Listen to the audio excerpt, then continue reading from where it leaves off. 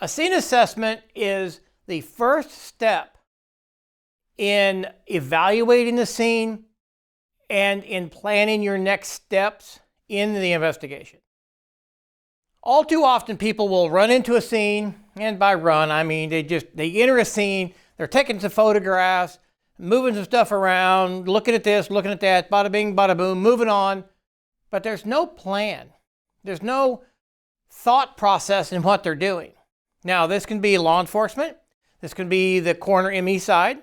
One of the big problems is when a law enforcement officer or detective runs through the scene doing stuff like that, and then the CME gets there, and rather than going through the scene together, it had already been gone through.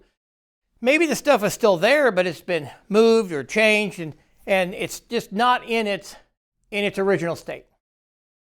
So it is best for an assessment to be done by the detective and the CME if you have that opportunity together, because detectives, law enforcement is going to be looking at a scene with a different thought process than a CME. So a CME, a coroner, medical examiner, investigator, they're going to be looking at the body, injuries of the body, how the environment and the context of the body within that environment, injuries and lividity and rigor and things like that.